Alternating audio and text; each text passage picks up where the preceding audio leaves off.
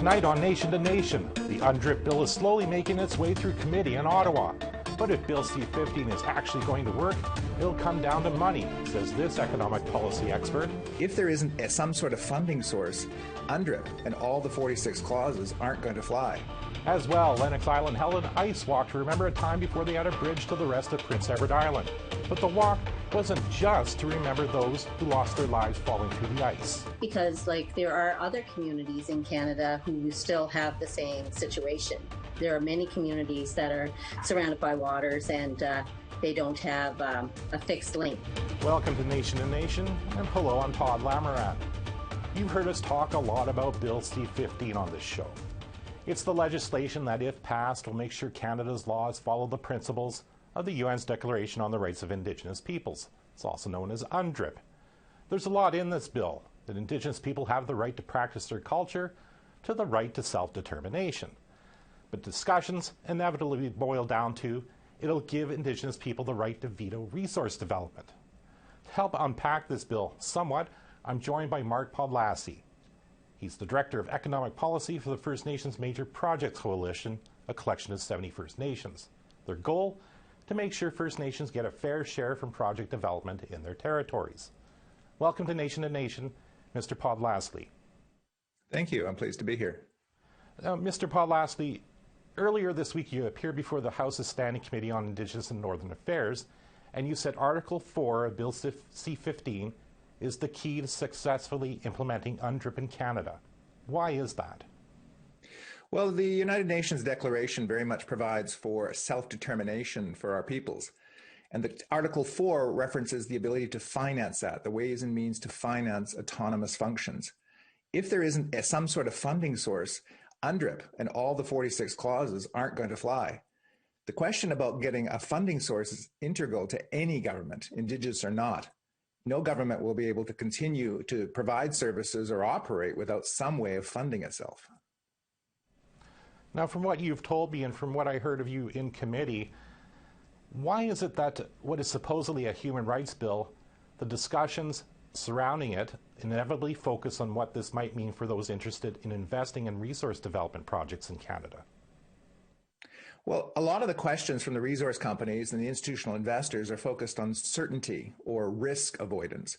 So for a lot of these companies, they see Indigenous people having an ability to say no to projects as a risk that they're trying to either avoid or don't want implemented.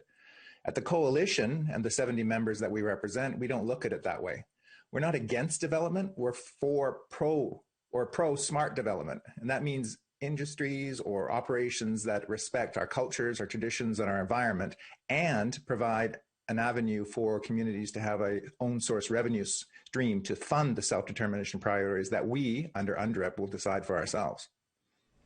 So why is it that opponents to Bill C-15 are focused on whether or not it gives First Nations a veto on resource development? And does it give that veto? Well, the question about it being a veto or not is something that we at the coalition have not focused on. We're focusing more on the self-determination and all the other things that come with UNDRIP, like the ability to set our own education systems, to set up media in our own language, to improve our territories, to be revenue sharing and controlling in our territories of those things that directly impact us. Our perspective on the question of FPIC, is it a veto or not, is that if First Nations are directly involved in projects that are compatible with our interests, then we essentially are co-proponents. And if we are co-proponents, we're never going to be in a situation where we're going to veto or block our own economic and social interests. Now, you just mentioned FPIC, which stands for Free, Prior, and Informed Consent. But how does industry reach free, prior, and informed consent when an elected chief and council can give it, but another group doesn't and takes direct action, such as what happened in northern BC with the Wet'suwet'en and what happened there with the pipeline? So the question of what happened in northern BC, where you have some First Nations agreeing to the project and others not, is something that's going to have to be worked out internally among First Nations. The challenge in that situation is that you have an elected government system imposed on a hereditary system. So it's a clash of government systems that was put in place by the Indian Act. That's a colonial legacy. So what's happening in that situation is those First Nations are talking and trying to resolve that, and they're trying to do it on their own timetable. When we at the coalition have had governments come to us, or industry particularly, and say, why can't you all agree on something? Our response is, oh, like the Canadian government and all the provinces, like that? You mean there's a unanimous agreement when every government decision comes down? Well, there isn't. And we will work this out, and we will have to come to some sort of agreement internally. That will take time. But for industry looking for certainty, that's the only way it's going to be certain. Anything imposed from outside, and we've seen this happen over and over in Canadian history, doesn't stand the test of time. Now, a couple of things from what you just said. One is you mentioned the Indian Act, and if we're talking about a piece of legislation that doesn't adhere to the principles of UNDRIP, that's got to be it. Do you foresee Bill C-15 doing something about that? Well, the Indian Act as it is now is not compatible with UNDRIP because it is not a collaborative working arrangement between two equal partners. UNDRIP by itself was written by Indigenous people for Indigenous people to help level the playing field between the communities and the nations and the host state. So the Indian Act as it is will not stand up against the principles of UNDRIP. What comes next, though, is the whole question of what is the engagement going to be between our peoples and the federal government. That will take time, and that is what UNDRIP spirit is about. Now, you also talked about competing interests between those who may favor a development and those who don't. So what, industry, I guess, is kind of on the sidelines then until these things are figured out. Does that not create uncertainty for industry if they're wanting to invest in a resource project? There are examples already, very positive examples, how Indigenous people and industry are working together. There's transmission lines in Northern Ontario. There's one in Alberta. There are power generation, green energy facilities happening with Indigenous ownership and Indigenous participation at all levels, from the investment decision right through to management and corporate decisions. First Nations and industry is not waiting for UNDRIP. The spirit of it is already happening. And at the coalition, we've been very active in trying to spread that word around, going, this is what UNDRIP means in practice. In many ways, the federal government coming to the table with the legislation is just trying to catch up with what a lot of communities are already doing with industry and what industry sees as the positive future.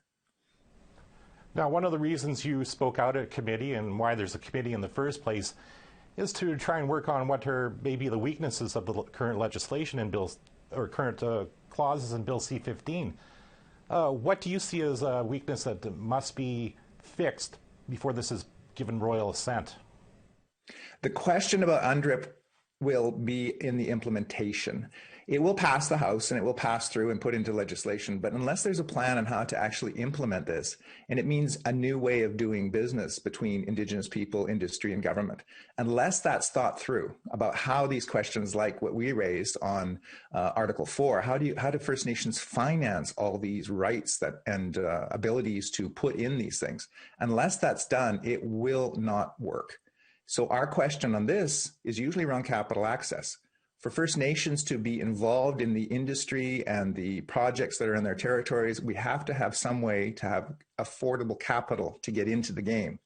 And again, this is up to the First Nation. It's not being imposed. If a First Nation wants to participate in a project in their territories, that's great. They will make the decision, but they need to have some access to capital, and that means money. Isn't this the kind of thing that's supposed to be worked out, I guess, if it's passed? Because if Bill C-15 is passed, nothing gets implemented right away. There's supposed to be this action plan, and there's a 3-year deadline on the action plan. So is this when some of these things are supposed to get worked out? I would hope that the government's already thinking about these questions, but it's important for us as Indigenous people to be ready to know what our action plan will be. So yes, they should be worked out in that 3-year period. But again, UNDRIP is about a partnership between Indigenous people and the host state. It's up to us as well to come in and lay out where our priorities are going. And that's the ultimate goal of self-determination, us making our own decisions on our own priorities and then implementing them. UNDRIP provides a framework how the federal government will respond to that, but it is a partnership. And yes, it will take some time. Of course, in British Columbia, which is where you're based in, there's been a provincial version of UNDRIP for almost a year and a half. What is the status of that, and what do you expect it to do to change your relationship, especially with resource development? The provincial government in British Columbia has introduced a bill implementing UNDRIP, you're right, at the provincial level. And what's happened is that there is also a plan, and they are underway on that. It is slow. It will take years to undo 150 years of colonial administration. But what's happening here is that in this province, the province has got many tables going with First Nations and First Nations organization, and is asking the tough questions about what kind of society do we collectively want to be? Is this a province of resources, development, civil society? And if so, how does that look? One other thing I want to raise is that this whole question between government and First Nations, or provincial government and First Nations, about what the province will look like is being watched by the capital markets, the institutional investors, and those groups that want to invest in the province. So the BC government is well aware of that, and so are First Nations. So we are moving down a path to implement UNDRIP in this province, and the discussions are underway. This, again, will take time. One does not undo 150 years of colonial actions overnight. Now, I want to circle back to at the beginning of our conversation when we talked about Article 4. But again, as you pointed out in committee, there are 45 other articles in the proposed legislation. What else stands out for you? Well, the questions that come forward about questions about our traditional territories and our lands and the say that we will have on those. So the relationship in British Columbia to First Nations is more nuanced because we don't have treaties. Not some treaties, but for the most part, no. So the question then comes up is how do we joint manage the resources of this land? This will apply to treated lands as well, is the relationship, because the treaties themselves also are part of the Canadian fabric, the Canadian Constitution under Section 35. So what stands out to me now? What kind of relationship are we going to have as true equals? That will be a new experience for the Government of Canada, and I think it's exciting for Indigenous people. If the Prime Minister calls a spring election and C-15 isn't passed and dies on the order paper, and if the Liberals are re-elected, do you think they'll reintroduce this legislation? Yes, and I have an answer for that too, and that would come up in the previous meeting. This is an international document. UNDRIP is being adopted by over 100 nations around the world, and it's no longer a question of if it will be implemented or adopted worldwide. It is being implemented, and the world is watching. The capital markets are watching.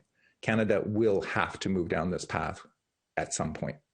The Conservatives have consistently opposed any UNDRIP legislation, so if they want a possible spring election, would they then need to introduce their own version of Bill C-15?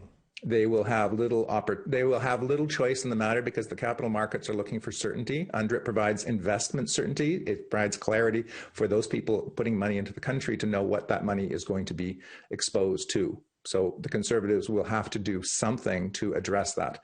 It's a world market for capital. It goes where there's safety. And if it's another jurisdiction like Australia or Peru or Colombia, then they will go there. Well, Mr. Podlasly, I want to thank you for giving me your thoughts on this. It's been illuminating for sure. Thank you. I'm pleased to be here. Coming up, we speak to the chief of the Lennox Island First Nation in Prince Edward Island. She'll talk about her community's Ice Walk.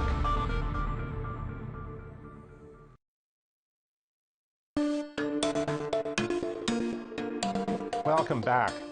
The Lennox Island First Nation, as the name suggests, is a First Nation on an island. And to get to the rest of Prince Edward Island, you need to take a bridge over the Lennox Channel. The bridge was built in 1973, but before that, in winter, you walked across the ice, sometimes risking your life. Decades later, the community hasn't forgotten that, and earlier this week held an ice walk. To explain what that is, I'm joined by the Chief of Lennox Island, Darlene Bernard. Welcome to Nation to Nation, Chief Bernard. Well, thank you for having me and inviting me to talk about the ice walk. So what was the ice walk? Why did you have this event? Okay, so we wanted to have the ice walk to create awareness because our community was a community that was, we're surrounded by water, and way back before our bridge was built, we would have to travel across ice in the wintertime. And every year there was always like a life lost, or 2, 3, maybe even. But we've always had people who are losing their lives going across the ice. So we wanted to create awareness about that because there are other communities in Canada who still have the same situation. There are many communities that are surrounded by waters, and they don't have a fixed link like we have here on PEI now on Lennox Island. So it was to create awareness, but it was also an opportunity to talk about reconciliation and how we're going to move forward with the First Nations on Prince Edward Island, the Mi'kmaq, and how we're going to work with government and all Abagwetawa, all islanders, to move forward in the implementation of our treaty rights.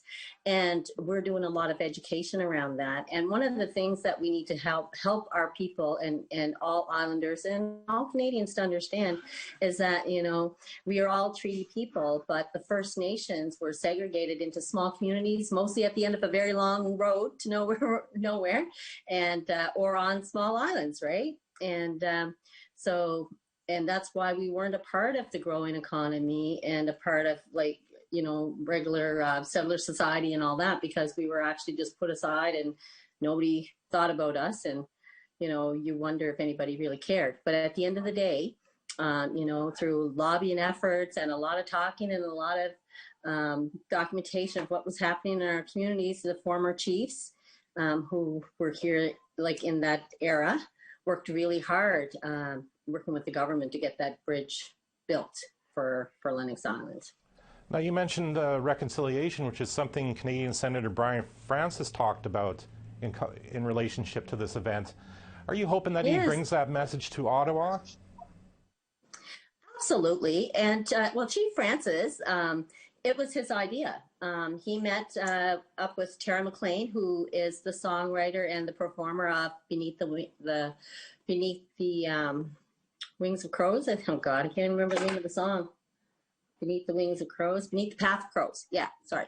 So Tara McLean and Senator Francis got together, and he was telling her about the olden days when he used to have to walk across the ice, and his family walked across the ice, and you know, and so she wrote a song called Beneath the Path of Crows, and this song is a settler's perspective about you know, being in the province and you know, their side of what it looked like to them. So I thought that was really a great message, that song. And the song is being used to be able to, we're going to use it as a fundraiser for youth activities and things like that. So Senator Francis brought Tara here to Lennox Island in the winter of last year, and they did walk out on the ice. And then I think that together, the two of them started kind of envisioning the idea of, like, how do we create awareness? How do we tell people about this? And how can we use this as an opportunity for reconciliation? So they got together with some other people. They, you know, went after funding and for funding support to be able to do it and to be able to film it. And what they're going to do is create a documentary from it. So this is like the ice walk itself is just one element of a whole documentary that talks about the issues that and all the things that had happened during that era. What do you hope this documentary does then? What do you hope the message is that Canadians would get from it? Well, I wanted to create awareness that there are communities that are still in the same situation that we were in, and lives are still being lost. That's the biggest message to me. And then I think the other thing is it was a real good opportunity to have a community, our community, to talk about, like, their stories and to get those documented. And that would create awareness within our own community, as well as people we were able to honor the lives who were lost, the people who lost their lives when they had to cross the ice. So it was an opportunity to do that, and an opportunity for settlers to come and walk with us in the spirit of reconciliation and how we can move forward together as we go forward into the future. In fact, I heard that weather conditions and the pandemic restrictions didn't make it possible to actually walk across the ice. I suppose that really hit home how dangerous this time of year was before the bridge was built.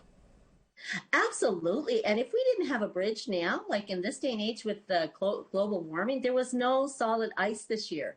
We had absolutely no solid ice. Like, you know, we did have it covered over, and you see like some skidoos and things going, but I don't think that you'd want to have anybody walking across there, like, you know, or with a big sled carrying groceries and things like that, supplies, right? So I said, you know, when I look out there right now, I see a great big, like, water. It's just water. There's really no ice. around Lennox Island, and there wasn't any. So that is why we had to change it from crossing the ice to crossing our bridge. Yeah, and we had to restrict the numbers of people who could be involved. Everyone wanted to be involved. We got a lot of people reaching out wanting to walk with us. And, it was overwhelming, but we couldn't. We had to be restricted to cohorts of 50. So a lot of people felt like that they would have loved to have been a part of it. But we were able to live stream it, and people were able to watch along on YouTube. So that's good. So that was very good. Do you have any plans for future ice walks, or was this kind of a one-off thing? Well, I think it was a great first crack at it, and I think that maybe in the future, if the community would like to do it again, because I think that what this has done is created awareness, and it's also been since we've had it, I've had people approach me and say, "Oh, I remember so-and-so who fell through the ice, and we didn't have that in our record," right? So I was like, oh my goodness. So maybe we need to get some more research done and look further back to get as many names as possible, so that when we commemorate these things, that we do have a completed list. So that's one of the things that we found out. So I think that, maybe in the future, we could do this again when there's no COVID, and then we can bring everyone together and everyone could walk. So, I know that Minister Carolyn Bennett, in her speaking notes, or when she spoke to the crowd on video, she did say it was this annual event. So I said, well, maybe it's meant to be an annual event. I don't know. Well, maybe it will be, and maybe we'll talk about it again in the future. I want to thank you for talking about this event, Chief Bernard. Well, thank you so much for having me. We'll have more after another short break.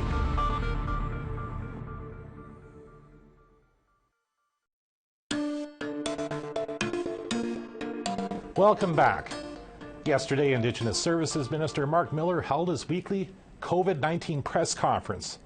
During it, he was asked about the hesitancy of some First Nations people in Manitoba to get vaccinated, and how leadership there was using door prizes to get residents to roll up their sleeves. He didn't comment specifically on the use of door prizes, but he did praise leadership in that province. People are using some really, really original methods. We focus on methods that we know are proven, ensuring that we have people in community that are empowered to make decisions, Indigenous leaders. And, we've talked a lot about hesitancy, and I don't want to underplay the challenge and the real reticence with the medical system generally that many Indigenous peoples can have, and the trauma at the point of care that they can express, and how that plays into the vaccine rollout, because certainly the team beside me has been working countless hours to ensure that the vaccine goes out at a level that will ensure inevitably a level of immunity that we can all be comfortable with. That requires a very high uptake. But what I've seen across the country is Indigenous communities, and I'm generalizing that I do hesitate to do so, but I've seen Indigenous communities that are far exceeding the vaccination rates that we are seeing in non-Indigenous communities. And with that, we're done for another week. Don't forget that if you want to check out a past episode of Nation to Nation, use your mobile device and subscribe to our podcast.